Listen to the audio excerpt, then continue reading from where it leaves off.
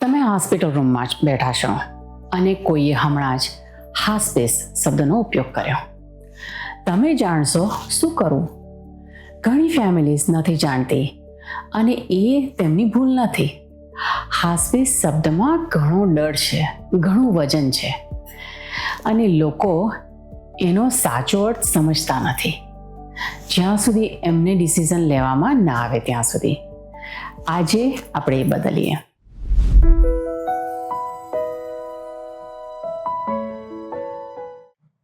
હું રૂપલ છું, એક રજિસ્ટર્ડ નર્સ છું. ઇલિનોય અને ટેક્સાસમાં લાયસન્સ ધરાવું છું અને મને હોસ્પિસ અને પેલેટિવ કેરનો અનુભવ છે. હું ફેમિલીઝને સમજાવું છું કે તેમના લવ્ડ વન સાથે શું થઈ રહ્યું છે, સિમ્પલ લેંગ્વેજમાં, કન્ફ્યુઝન વગર. આ એપિસોડ 23 અને આજે આપણે વાત કરીશું હોસ્પિસ વિશે. એ શું છે, શું નથી અને લોકો એનાથી એટલા ડરે છે કેમ. હોસ્પિસ કેર એ મેડિકલ અને સપોર્ટિવ કેર છે એવા પેશન્ટ માટે જે સિરિયસ ઇલનેસમાં છે અને જીવનના છેલ્લા તબક્કામાં એ હોઈ શકે છે. સામાન્ય રીતે આયુષ્ય લગભગ 6 મહિના કે એનાથી ઓછું. હોસ્પિસ ત્યારે આવે છે જ્યારે રોગ નિવારક સારવાર એટલે કે ઇલનેસને ક્યોર કે રિવર્સ કરવાની જે ટ્રીટમેન્ટ હોય છે એ હવે કામ નથી કરતી અથવા પેશન્ટ નક્કી કરે છે કે હવે રોગ નિવારક સારવાર ચાલુ રાખવી નથી. જનરલ રીતે જ્યારે ડૉક્ટર માને કે પેશન્ટ પાસે 6 મહિના કે ઓછો સમય છે તો હોસ્પિસ માટે ક્વોલિફાય કરી શકે છે. અહીં સૌથી ઇમ્પોર્ટન્ટ બદલાવ શું છે? હોસ્પિસ ધ્યેય બદલે છે. લાઈફને લંબાવવાનો પ્રયત્નથી બાકીનો સમય વધારે સારું બનાવવાનો. આ ગીવઅપ કરવું નથી, છોડી દેતા નથી. આ એ પસંદગી છે શું ખરેખર સૌથી મહત્વપૂર્ણ છે. જ્યારે હોસ્પિસ શરૂ થાય છે તમે એકલા નથી. આ માત્ર એક નર્સ વિઝિટ નથી, આ એક ફૂલ ટીમ છે જે તમારી અને તમારી ફેમિલી માટે કામ કરે છે. તો સામાન્ય રીતે તેમાં હોય છે એક ફિઝિશિયન, ડૉક્ટર, જે મેડિકલ કેર આખી પેશન્ટની જે ઓવરસી કરે છે કે જેનો ધ્યાન રાખે છે. નર્સિસ એ સિમ્ટમ મેનેજ કરે છે, જે બી લક્ષણો હોય એને મેનેજ કરે છે અને રેગ્યુલર વિઝિટ આપે તમને. સોશિયલ વર્કર એ ઇમોશનલ અને પ્રેક્ટિકલ સપોર્ટ આપે છે. નોન ડિનોમિનેશનલ ચેપ્લિન એ સ્પિરિચ્યુઅલ સપોર્ટ આપે છે. તમારું રિલિજન, ધર્મ, no matter what it is.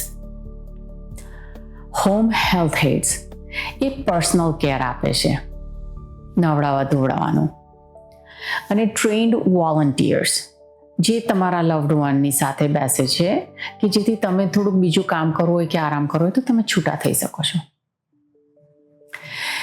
એ આખી ટીમ ભેગી થઈને પેઇન મેનેજ કરે છે, શ્વાસની તકલીફ દૂર કરે છે કે ઓછી કરે છે, ઉલટી, ઉબકા, આ બધું જે હોય તેનું મેનેજમેન્ટ કરે છે. અને એટલું જ ઇમ્પોર્ટન્ટ, ફેમિલી પર જે ભાવનાશીલ ભાર હોય છે એમાં સપોર્ટ આપે છે. અને તમારા પ્રિયજનના મૃત્યુ પછી પણ ટીમ એ ફેમિલીને સપોર્ટ આપે છે ઘણા વખત સુધી, ઘણીવાર 1 વર્ષ સુધી. હોસ્પિસ માત્ર પેશન્ટ માટે નથી, આ ફેમિલી માટે પણ છે. ઘણા લોકો માને છે કે હોસ્પિસ એટલે ક્યાંક જગ્યા બદલવી પડશે. એવું નથી. હોસ્પિસ કેર તમારા લવ્ડ વન સુધી આવે છે, જ્યાં હોય ત્યાં. એ ઘરે હોઈ શકે છે પરિવાર સાથે, અસિસ્ટેડ લિવિંગમાં હોઈ શકે છે, નર્સિંગ ફેસિલિટી, હોસ્પિટલ અથવા hospice care centre. Goal simple છે, ધ્યેય સિમ્પલ છે.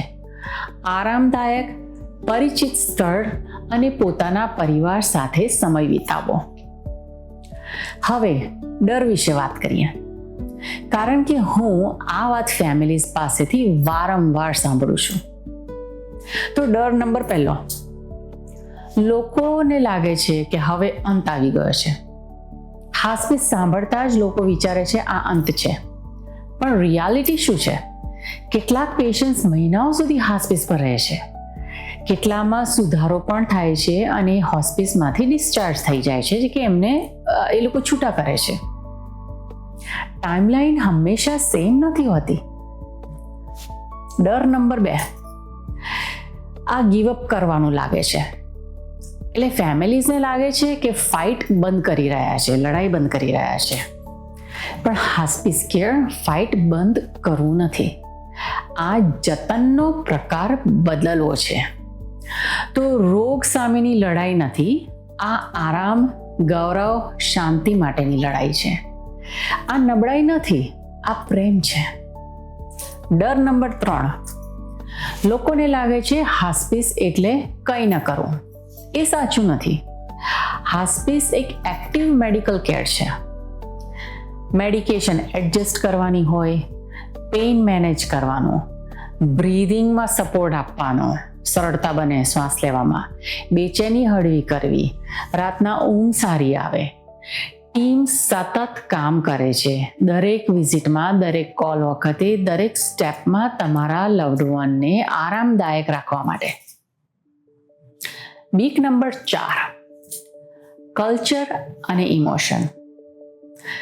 ઘણા ફેમિલીઝમાં મૃત્યુ વિશે ખુલ્લેઆમ વાત થતી નથી. હાસ્પિસ એ વાત માંગે છે અને એ અનકમ્ફર્ટેબલ લાગે છે. ફિયર નંબર 5, બીક નંબર 5, ટાઈમિંગ. ઘણા લોકો માને છે કે હાસ્પિસ માત્ર છેલ્લા થોડા દિવસો માટે છે. પણ મેં શું જોયું છે, જેઓ વહેલા હાસ્પિસ શરૂ કરે છે એમને વધુ સારો ગુણવત્તા સમય મળે છે. વધુ આરામ, ઓછી વેદના, લવ્ડ વન સાથે વધુ અર્થપૂર્ણ ક્ષણો. જો હોસ્પિસનો ટોપિક આવ્યો હોય તો આ 3 સિમ્પલ પ્રશ્ન પૂછો. નંબર 1, હાલની ટ્રીટમેન્ટ મદદ કરી રહી છે કે અવસ્થા ખરાબ થઈ રહી છે? નંબર 2, શું મારા લવ્ડ વન માટે હાસ્પિસ યોગ્ય છે? પ્રશ્ન 3, હાસ્પિસ શરૂ કરવાની પ્રોસેસ કેવી હોય છે? તો તમારે આ બધા જ જવાબ હોવા જરૂરી નથી, પરંતુ વાતચીત શરૂ કરવી જરૂરી છે. જો તમે આ સિચ્યુએશનમાં છો અને હજુ કન્ફ્યુઝન લાગે છે તો એ નોર્મલ છે. તમે તમારા ડૉક્ટર પાસે હાસ્પિસ કન્સલ્ટ માટે પૂછી શકો છો. જો તમને સમજ ન પડે કે આ વાત કઈ રીતે પૂછવી તો એ પણ ઠીક છે. આ જ ગાઈડન્સ હું ફેમિલીઝને 1-on-1 આપું છું. અમે સિચ્યુએશન સમજીએ છીએ, ક્વેશ્ચન્સ ક્લિયર કરીએ છીએ અને આગળ શું ઓપ્શન છે તમારી પાસે એ જોઈએ છે. જો એ હેલ્પફુલ લાગ્યું હોય તો લિંક નીચે છે. નેક્સ્ટ એપિસોડમાં આપણે હાસ્પિસ વિશેની સ્ટિગ્મા એટલે કે કલંક વિશે વાત કરીશું. એ ક્યાંથી આવે છે અને ફેમિલીઝ એને કેવી રીતે હેન્ડલ કરે છે એ જોઈશું. જો આ એપિસોડ મદદરૂપ બન્યો હોય તો લાઈક અને સબસ્ક્રાઈબ કરજો. હું તમને હવે મળીશ નેક્સ્ટ એપિસોડમાં.